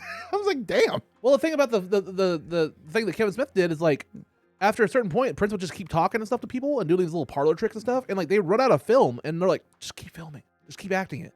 Don't let Prince know because he'll get pissed. So they would just fake it like and he's like, yeah, it's going good. And there's no film in the cameras at all. I wonder what we missed though. If it was anything good, if it was just a bunch of shit that nobody will ever see it, because at the end of the day, it'll never see the light of day, because it became one of those things where Prince has this huge ass vault. Prince has a vault in his compound, and there's movies and music videos and like all this stuff that he ever created that is for his private collection that will never see the light of day. Like, when I'm talking full-fledged music videos and movies with costumes, dancers, choreography, everything, and it just goes in the vault. I wonder if anything would have won an Oscar, or if it would have been worse as a Diddy video. Possibly. Both. But yeah, that's like, Prince did that to a lot of stuff. So like that documentary's in there, and it's just there for him. That's insane. Yeah. I mean, that's got to be kind of fun, though. I mean, it's just a little project just to do, but at the same time, if it's really good, it should be seen. The only reason that we know about Prince doing that is like Prince sent an NDA to everybody, and Kevin Smith didn't sign it. But then like he found out other things too. Like Prince is just kind of weird. Yeah, like he has this famous thing where like Prince like one day like told his staff, he's like, I want a camel. and they had to tell Prince why they couldn't get him a camel. And Kevin Smith was like, "What, is he just being an asshole?" They're like, "No, it's just at his level of fame, Prince could not understand and comprehend why he couldn't just ask for something and get it." And then we had to tell him, "Prince, it's 3 a.m. in the middle of Minnesota on like a Wednesday. There is no possible way we can get you a camel here." Mm-hmm. And Prince goes, "Why?" Like, that's the level of like disconnect he had with the reality. That is insane, though. I don't think I've ever been that disconnected from anything before. Like, where I just go, "Why?" And then they also like asked it, like, they're like, Kevin Smith's like, does he always wear like the sequin shirts and stuff like that? And they're like, "No, he has streetwear. He has regular wear. He wears like Prince wears casual wear. Where do you shop? Like, do you go like, where do you find custom clothes for Prince? He's a little dude." And they're like, I don't know. Basically, they said they shopped at the children's section of the stores when they told Kevin Smith. That's funny. He was on George Lopez's talk show, and I love that he goes, "Out of all talk shows, why?" But what I love though is he mentions that he goes, "When you have comfortable clothes, do you have comfortable clothes?" He goes, "Yeah," and he goes, "What is it, like sweats?" Or he goes, "I don't own sweats." That's the way he says it was Nordstrom's. That's what they said. They said, "Yeah, we get stuff on Nordstrom." And Kevin Smith was like, "There's stuff on the rack that you can just pull off for Nordstrom's for Prince," and they're like, "Nordstrom's kids section." Oh, that is great. I feel bad though. I think if his kid would have, still been around, yeah, I think he would have been more connected to everything then. Yeah, maybe we would have seen some of the stuff in the vault. I mean, now the legacy, like the state has it, so like we might see the light of day of some stuff. Yeah, but it sucks so that they get to see everything, and they get to pick and choose. There's some fucking dirty shit in there. There is some dirty shit. Prince had some dirty, filthy fucking songs. Oh my god! Like, Prince's entire catalog was basically Aerosmith after they got off drugs and became sex addicts. Like, where like everything was like Love in the Elevator and stuff. Yeah, it would just put Sabrina Carpenter to shame right now. Yeah. Which, I mean, controversial opinion. Like, I have this claim, this idea that has never been, confirmed. I just have this theory. Okay. I'll throw it out here. Ariana Grande. Okay. Everybody loves her. She was a pop star. I mean, she still is. She's a very famous pop star and stuff like that. Yeah. There was a time, like, she came from the Nickelodeon family and stuff like that, the Nickelodeon shows. She was very, like, kid-friendly and very PG. And, like, a lot of her songs were very, like, bubblegum pop songs. Okay. Then that shooting happened at her concert in London where, like, kids got killed. It was a bombing. It was a bombing. Bombing or shooting. Yeah, bombing. After that, there was a period where, like, her new music was hypersexual. It was almost like, well, we're going to make sure there's no more kids at our shows. So if anything ever happens again, well, at least I don't have it on my conscience their kids are here. We're going to talk about diddling. We're going to talk about sex. We're going to talk about fucking. Parents aren't going to bring their kids to my concerts anymore. Well, she was a survivalist of this traumatic thing. I know. So she could be trauma bonded into some kinky shit after that as well. I'm just saying, after that, she dated Pete Davidson. Like, enough said. Yeah, I guess. But I kind of feel like he was kind of typecasted in a certain way by the way you say that. I mean, the dude's trying to get his shit together now. I mean, I know. His tattoos and still, some of the funniest skits on the later years of SNL were some of his skits. That's literally why I kind of enjoyed it again. I literally started watching because Steven started writing. And from the corner of my eye, I can always tell, I'm like, that's my buddy up there. That's his shit. Like, I know for a fact that when Pete Davidson would do the Slim Shady stuff, that was my friend Steven. That was his own rights that he gave away. I was trying to remember Chad. When fucking Pete Davidson would do the Chad character. Those were some like, yeah, okay. Cool. That shit, like the ones with RuPaul. Chad? No bulge, no bump. The junk goes in the trunk. Oh, Chad, you need to tape it down and back, not up and front. I'll do that. That said, you have a magnificent penis. Oh, thank you. And stuff like that. Like, okay. That shit was like perfect Pete Davidson. You're just using Pete Davidson for like natural, like just he has that timing. Yeah. He has that face. That just it works. Yeah. Well, I would say not necessarily a face. He's what the average person was of that time. Well, I'm just saying like a lot of times whenever like there's like famous skits or characters that are like reoccurring on SNL, it's because they found that one avenue where like that actor could shine. Yeah. You know what I mean? They wrote for that actual actor. You could tell that like they were nailing that role because it was like something that they were born to play kind of thing. You know what I mean? Like they were writing it specifically for them. Could you imagine if they did like a Chad miniseries? Oh God. Would you actually be into it, or you think you would just lose it after the first one? You're like, okay. I think if there's a Chad miniseries, somebody's gonna get on a watch list for like beating their wife or something like that. Just be sponsored by Monster Energy. Yeah. Or Bang. Yeah. Maybe it could be Prime like Logan Paul. Oh, that is great. That is so rich. Ugh, I mean, he is, but that is insane. I do find it funny. Like Logan Paul is such an asshole and such an entrepreneur. That, like he's a WWE wrestler signed to them, and they're on Netflix and on USA. Yeah. But then he sold his reality show that's all about him and behind the scenes and his family to their rival company, Max. So like he's on all networks. So, like if you want to see behind the scenes of him in WWE, you got to go to the rival Max channel, HBO Max. That is insane. Yeah. Speaking of how you're talking about creativity and all these TV shows, yeah, and they're babies. Yeah. Did you see Pete Davidson's on Peacock? I watched this movie. I didn't watch the show. Bumpkiss or Bunkin? I haven't watched it. The first episode is literally kind of like a Dave Chappelle kind of way. And I'm not talking about skit or anything like that. It's just like, you know how Dave Chappelle did the whole black racist Klan member? Mm-hmm. And it's basically gonna be like a sink or swim. Like either you're gonna love us or you're not gonna turn us back on. Yeah, that's kind of how the first episode of this show is, and I fucking loved it. First off, I love the fact that they got Joe Pesci out of retirement just to do this. Nice for once. So he's playing his grandpa. But the thing of the matter is it's so insane of what this is. I think it was like Joe Pesci's best friend or something like that in the thing. Just wanted to get it up with some young, hot. And I think it was like an escort or something like that. But the guy is so old, he can't work his hips anymore. He can't thrust. So Pete Davidson goes in there and moves the body for it. And again, it felt like one of those sink or swim things. Either you're going to fuck with us or you're just going to never turn us off after this episode. Yeah. And I was one of the ones that followed. I heard like we talked about how like Paramount Plus was given away for free. Fucking talk about Peacock now. Like Peacock's kind of gone down quite a hill. Like Peacock's about to lose WWE. And when they lose WWE fully, that thing's going to go under. Yeah, because Netflix has them right now, right? Netflix has Raw, and they have WrestleMania and all the international rights. So, like, Peacock only has WWE's, like, pay-per-views for another, like, 2 years. Nope. I don't not want Netflix to get the pay-per-view crap, all right? We haven't had to really pay for anything other than them upping the price, and I can barely deal with that crap.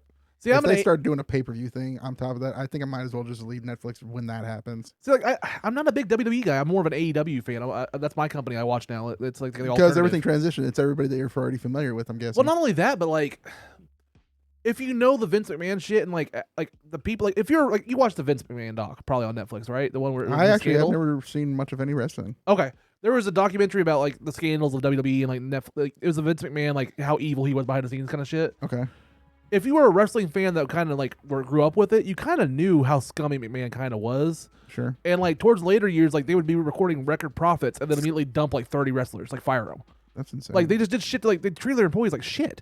You know, not to mention like the sexual assault allegations and all that stuff. But like you kind of feel gross after a while, like supporting a company that like treats the wrestlers like shit. Sure. And there's all this like kind of like baggage when you watch it. Plus, the storylines towards the end were shitty. McMahon was way past his prime writing storylines, and like he wrote stuff that would think that he thought was funny. Yeah, and it just wasn't in touch with the audience. Oh, and it was just stupid, kind of juvenile stuff, and it kind of made the audience feel like an idiot. And it was a huge turnoff to me and a lot of fans. And then when AEW, the rival company, popped up, you didn't have all that baggage. Okay, I can just watch a nice show. It's cool, and like I don't have to worry about like, oh, hopefully he didn't sexually assault that woman behind the scenes. Yeah, or hopefully that these people aren't gonna get fired because they talked off about one of the better rights, or something like that. You know what I mean? Like there's all this baggage of Vince McMahon that's not there anymore. Okay, and it's kind of nice to watch AEW, and it's kind of cool to just watch a good show. Then like AEW came to town last year, and that's what it was. That was the one where I was like, that was more fun than I've had at any time at WWE. And I'm not disparaging; they're all different types, but like AEW was like. I say like WWE feels like the circus is coming in town. Yeah. Like, oh, it's an event, the town, we should just go see it. Yeah. AEW is like an indie rock festival coming to town, and you're gonna get a little bit of every type of wrestling for like a 3-hour span, and it's just gonna be like at the end of it, you're like, that was fucking amazing. Well, that's cool. Because like they also do like a lot of real music too. They don't have like their own. They have licensed music, so like people come out to like fucking trying to think of the name of the bands and stuff like that. But like Rob Van Dam was in the main event. Oh, nice. He came out and was in a Tulsa show, and he came out to Pantera's Walk, which is like his original theme music. That's awesome. So like I was in 2024 getting to see fucking Rob Van Dam come out to Pantera, and that's a moment I'll never forget because it was just an epic. Like we're all just chanting "Walk," you know, like it's cool. Yeah, Orange Cassidy comes out to the Pixies. Like there's just different people that come out to like actual cool music. Yeah, I love diversifying myself through a little bit of everything. Like if I'm a fan of somebody, then I want, and they're gonna do something. You're like, they're actually doing that. I'm like, I want to go check it out. So you guys stay home. Yeah, like Keanu Reeves joining Dogstar after 23 years. Yeah. One of the best concerts I've ever seen within the past 5 years, I would honestly say. Nice. Because it's simple. It's don't get me wrong, I love the pyrotechnics and showmanship and everything, but you just need something that can draw you in. Yeah. And nobody can draw you in better at the moment than Keanu Reeves. And honestly, he doesn't sing. What was the last concert you saw? Honestly, it was last week, and I saw the guy from One Tree Hill playing. I'm not knocking it. No. I'm trying to remember. I was surprised to hear One Tree Hill. Yeah, Tyler Hilton was here. Or for everybody that's a One Tree Hill fan, it was Chris Keller. He came here on a Tuesday after that entire flooding happened. The show was already sold out, and not everybody showed up, so I was able to get a last minute ticket. Literally, nice. I just paid. I don't have Apple Pay or anything like that, so sorry, bitches, you can't hustle me to go to send you shit. But I had to spend $30 at the bar to cover my ticket. Yeah. That's all it was, just $30 to just watch this guy play music. And the dude actually did a very good job. He had an electric guitar, acoustic guitar. He had a guy on drums and another guy on like backup guitar, backup bass, whatever the hell it was. And since the crowd was so small, what's that one venue that Belafonte, or whatever that he uses every now and then downtown? The Belafonte, something like that. It starts with a B. Oh, I don't remember. But I remember the Vanguard. But... Yeah, no, it's smaller than the Okay. Vanguard. Like honestly, the size of the venue is about the size of right here. It's really spacious. Yeah. Subscribe now. Yeah. So it was awesome that like I think half the people that bought the tickets showed up, and that was it. He brought the concert to the center of the floor and just played. Nice. The last 2-3 songs. I've never seen anything like that before, where somebody just takes over the finale onto the floor of everybody. Yeah. And I thought that was pretty cool. It was just him, his opening act is singing, doing duo songs. It was really nice. Last concert I went to, like this was like literally there was a concert March 2020. Nice. And then COVID hit. It was Weezer and the Pixies at BOK. And it was a great concert. Yeah. I mean, fucking even the lead singer, Rivers Cuomo, comes out and does My Name is Jonas in a little like sailboat, and they fucking move it around the crowd. That sounds fun. It was cool. Like that was like the fucking like intermission is like he comes back from intermission and like there's a fucking sailboat that's getting wheeled around the whole crowd and he's just like, my name is Jonas. That's cute though. It was neat. But I honestly can't remember the last concert I saw before COVID, but I can tell you the last event I did before COVID. Okay. I went down to Texas for 50 Cent's bottle signing. Nice. And I got to meet 50 Cent. And I love that talking to him and everything. It was just brief. I think I had like, I don't know, maybe a minute and a half with him. And when I talked to him and I told him how genuine fan I am. And that's what I love about these people. So 50 Cent's bottle signing for his alcohol? Yeah, I have a bottle of his cognac signed. I'm glad it's cognac so he's not doing shots. Subscribe now. Oh, bang bang. But no, he had that and some type of wine. And the wine was more expensive, but the bottle of cognac, it was the bare minimum. It was like $60. I mean, it's a lot of money, but at the same time, it's not bad. It's better than spending the $200 something for the wine. But no, it was awesome just to talk to him. That when I actually got a photo with him, he's grinning, and I could see just like his upper teeth. I'm like, man, he really liked me, because I looked at the photos my friend got. It looked like he was taking his mug shots. I'm like, God damn, did you guys say anything to him? Jesus. But that's what I love about this. The more genuine I am with the people I admire. First, you strike up a decent friendship. Yeah. And at the same time, they don't give a shit what the fuck you bring. I mean, John Leguizamo holds the record for the amount of autographs I have gotten in one person in one day.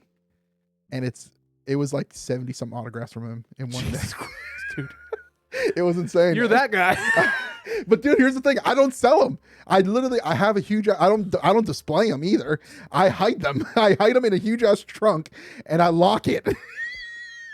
And they never see. I'm basically Prince. They never see the light of day. You got your own vault? It's literally in my vault. The only things that I honestly probably keep displayed are the photos I take with everybody. Damon's Prince vault.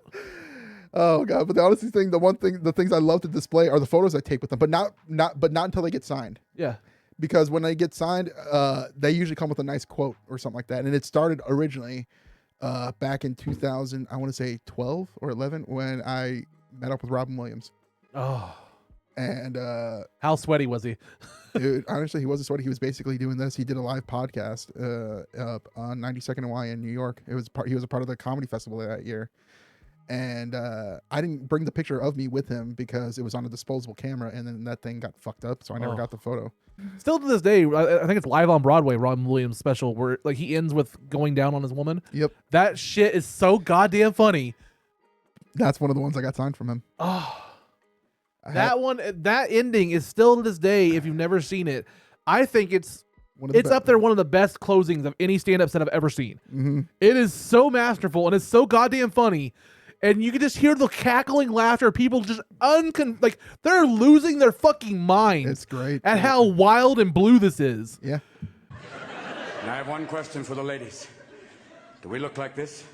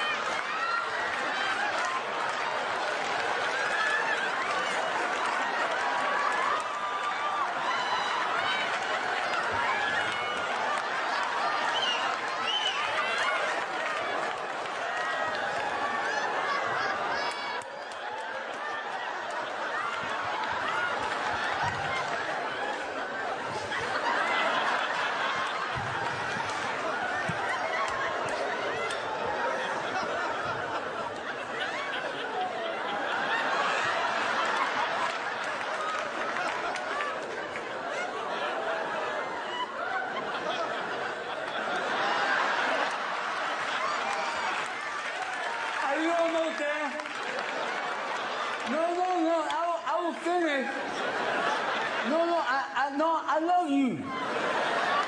I love you. No, I will finish. You got finish. I just can't feel my bag. I can't see Robin Williams surviving in this era with all this cancel culture crap. Oh, I see it. I can see it. As long as he doesn't fucking touch anybody, I think he'll be okay. Well, he had a big name for himself in the 70s, so God knows what he did do then. I did find out. So we can kind of wrap it up towards this. I found out today, like, did you know Robin Williams was allegedly, like, it's been a pretty well-known thing that he would unintentionally steal jokes? Yes. Because he was so manic that he would just, like, whatever he heard, he would just kind of just spit it out 100 miles an hour, and if like he would end up paying people behind the scenes. I've heard these rumors. There's already. so many people that talked about, like, yeah, people have told me that. That's how we knew we'd make a payday. Like, if we were in the audience for a Robin Williams set, we knew we could make money because we could just tell him, like, hey, like, that was part of my stuff that you heard last week or whatever. Because he'd just go 100 miles an hour on stage and just stream of consciousness, just say shit that was funny. And it could be his shit. It could be somebody else's. It was just whatever he heard in his head. He just popped it out. Yeah. And I guess people were pissed at the beginning, but then after a while, they're like, oh, it's just how he works. It's not malevolent or whatever you would. It's not like evil. He's not doing it intentionally. Yeah. That part I didn't hear, but I did hear people talking about, Robin's playing. We're not going up tonight. Yeah. I mean, when he started realizing what he was doing, I'm sure he corrected himself. Yeah. But he paid people. Yeah. When he figured out that, he would like hand them $100 bills and stuff like that. That's good though. Like, oh, I'm sorry, I didn't mean to tell you a joke. Here's $100 bill, and you pay them. Yeah, but no, that's how all this started for me. Was Robin actually gave me advice for stand up comedy before I even put pen to paper or anything. I was just like, this will probably never never happen. It was literally like, this part will probably never happen in my life again. So let me take advantage of it and just ask him this one question. Yeah. And I told him, like, hey man, before you go, I do have one question. His literally foot in the door, hand right here, literally about to slide right in. And I'm sure he thought I was going to ask him something probably from like Mrs. Doubtfire or something, or just something of his work. Tell me about Hook. Yeah, he did not think that I was going to ask him how to start. What do you think Bangarang means? It means Rufio. Rufio. But no, he literally was so cool that he got out of the car and literally gave me this like 2 to 3 minute like montage of like what to do, what to expect, how to start, where to look, everything. And when I saw him in New York, out of all things I had, now that you say that, it was a picture of him as Peter Pan. Nice. And he signs it for me, and I would go, I just want to let you know, you gave me advice for stand-up comedy about 3 years ago. I just want to let you know I've been doing it for almost 2 years, and I haven't looked back. Coming up in March, it will be 2 years. He goes, really? And he took that picture back and just wrote a message on it. Nice. And I got it laminated, and it's been framed, and it just sits on the wall. It's only left the house one time ever since it got laminated, and now it's to show Billy Crystal. Only because I had a story to tell Billy Crystal, and I was like, look, one of your best friends gave me advice and everything, and I didn't want Billy to think I was lying, so I brought it with me. And he saw it, and he was just in awe of it. And I was like, he signed one other thing, and I'm really hoping you'll finish it for me. Nice. And everybody loves like Good Will Hunting, Good Morning Vietnam, Aladdin, Mrs. Doubtfire, the classics. Yeah. I love some of his underground work. Some of it was his best in my own. Like he did a movie called The Best of Days with Kurt Russell back in like the 80s, where he was a really horrible football player, and he literally has psychological problems and he needs redemption to do so. So they redo the game after like 30 years. Oh damn! It's a really funny movie. I think it might be on Tubi actually. And then the other movie I got, which is my all-time favorite Robin Williams movie, is Father's Day. Have you seen this movie? I haven't seen Father's Day. It's I may have. I don't know. It's been a long time. Dude, his opening scene is so like parallel. I don't remember it at all. Okay, let me just tell you what the opening scene of this movie is. Robin Williams, his opening scene is him in San Francisco about to kill himself. He's got a gun, put everything. He's lighting his life work on fire and everything. And then right as he's about to pull the trigger, he gets a phone call, and he's like literally going like, "Should I answer the phone or pull the trigger?" So it's like the sequel to Death to Smoochie. Yes. Another great movie. But I gave it to Billy Crystal, and he's just like, he was in awe of it. He goes, "I would love to sign that." Like with no hesitation, just took it out of my hand and just started looking at everything and just reminiscing the work that they did together. And then was more than happy to sign I liked his dramatic stuff, like not just Good Will Hunting, but like stuff like 1 Hour Photo or like such a great movie. What was it? Where Dreams May Come? Did you see that like Belvedere one where he's basically an older man? It's probably one of his later movies. I haven't seen that one. He's hanging out with a gay hooker, a young male escort. I will say, Man of the Year holds up still to this day. With him and Louis Black, yeah, that's incredible. I mean, just the just the step with like the Trump and stuff like that. Just like the way that the presidential stuff happened. Like it's like it was an accident. Yeah, but it's just like, you know what I mean. Like it's like that. Some of that stuff is still like humor still kind of carries over now to this day. Well, that's what I love about him in general. Like just about everything he's done just carries over. It's timeless. Yeah. Yeah. I don't think Robin Williams picked a movie where it's literally. I mean, you could tell the film quality was set in a certain era. Yeah. But the work itself, no. Well, yeah, because I cast Sally Field. That won't happen now. No, not like that. Sally Field hooked up with Pierce Brosnan? Not with that hair. But him losing losing Sally Field to Pierce Brosnan, that's what's timeless. You're always going to lose it to the better guy. Yeah. The funny guy can only be so funny for so long.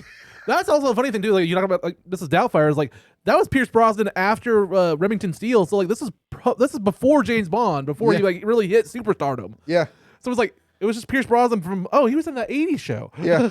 They just got very lucky to get him at that time. That's literally what it is. And it's crazy to think about, like, if you watch some of these things and see how many people's career took off or whatever, or like that was, or if you bring up that certain particular movie that you enjoyed so much, that's actually their favorite project, no matter how many big projects that made their name. They respect them, they love them and everything. Yeah. But some of that earlier stuff is just so special. Yeah. But it makes me go back to Kevin Smith. It makes me always wonder if Jay hadn't been into drugs as hardcore as he was, where his career would have been in like just non-Kevin Smith Hollywood movies. Dude, he would be phenomenal. He really would. I mean, I'm not gonna lie. I am grateful he did all these drugs because we actually can interact with him now. Yeah.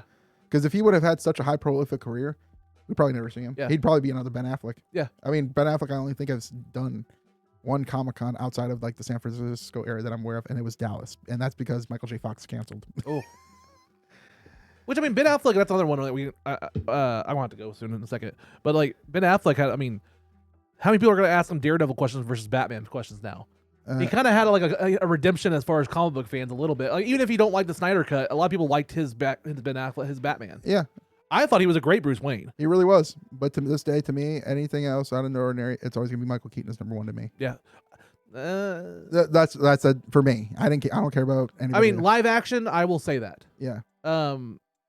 Not animated. I hated the Flash movie that came out. I'm sorry, Kevin Conroy is my Batman. That voice. And that's fine. Like, I got that little lit up right there. Like, that's why I love interacting with Will Friedle, because Will Friedle was Terry McGinnis. Yes. Which, to this day, why is there no fucking Batman Beyond movie? Like that was so set up so well, and like that just And Michael Keaton could come back and do old Wayne. Yes. I mean, he proved it in The Flash. Yes, but I'm just saying, like that has money written all over it. Like, oh, like a futuristic Batman with an older Batman cast. Who the hell can you see being the young Terry McGinnis though? It would have to be somebody. I'm not gonna steal him from Spider-Man, but it had to be like a Tom Holland kind of like an actor that age. Okay, It'd have to be somebody unknown or somebody young in that kind of role that has like some type of light work, and then you give him the big break. Yes. Okay. The only person I could actually see doing it, if they would have done it 10 years ago, maybe Cole Sprouse.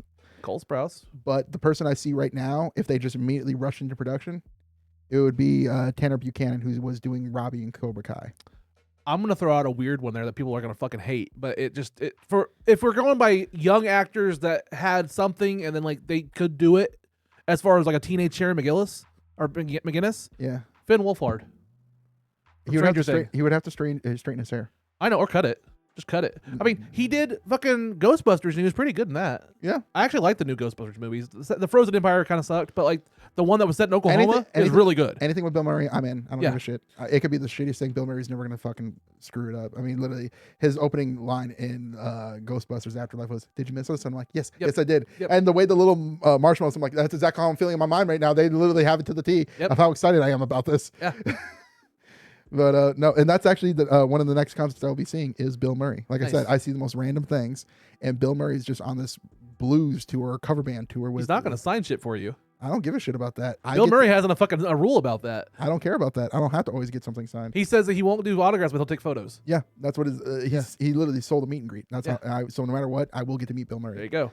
But I want to know if he'll let me cry in his arms. Or he'll do voicemails. He's done voicemails too. Really? There's ones where like he wouldn't do an autograph. He goes, "You got your phone on you?" Yeah. And he would actually like to record a voice. "Hey, this is me and your friend. This is Bill Murray and your friend. We're here. You got a new wacky voicemail." He just did something like that and give him a voicemail that they could never believe. That's insane. Yeah. All right, man. Well, on that note, dude, Damon, thank you so much for being here. This has been fun. Yeah, this really has been, man. This has been a blast, dude. You're always a delight to talk to at Bricktown or any comedy show I see you at. You're always funny. I mean, we did shows together. We did Bricktown show together. The Bringer Show. That was actually a lot of fun. I wanted to bring that up and talk about that, but I guess we're gonna have to do that next time. Dude, you're always welcome back. Like this is the start, I think, of a great friendship. Not that we haven't been friendly before, but like I said, this really helps. We've exposed ourselves to each other a little more in a polite way. Yeah, we haven't physically exposed ourselves, but that's for after. But that's for our OnlyFans. We're bringing the dog in. Ew, don't do that. No. Cut that. No, sorry. I don't want to get her taken away and go back to the SPCA. I'm sure, as much as you love Danny McBride, his classic I like bitches, but not that kind. Like, obviously you do. You keep her. No, I just divorced two. Well, on that note, Damon, where can everybody find you if they want to book you or find the great Damon Vargas? Honestly, I'm most low key on most socials, but they can find me on TikTok at Damon Vargas. They can find me on Facebook at Damon Joel Vargas. I keep my middle name in there because there's so many damn Damon Vargases on that. I thought you were just a Last of Us fan. Like, I guess. Joel! But yeah, those are the two main socials they could find me on. I mean, I use Snapchat as well, but at the same time, I don't really post on that thing. I just kind of talk to people. Well, dude, thank you for doing this. It's been a lot of fun. I love talking to you, and I think this is going to be a great episode, man. I appreciate that, man. Again, I live like 3 towns over. If you ever want me to come back, just... Dude, you got an open invitation. We're going to have you back. Awesome. Well, guys, this has been Unloading Meat. That's Damon Vargas. I'm Jared Ralphie Allen. Peace. Unloading the meat. Unloading the meat. Unloading the meat. Unloading the meat. Unloading the meat. Unloading the meat. Unloading the meat. I don't even know what it means, what it is, what it is, what it is. Bye. Have a great time.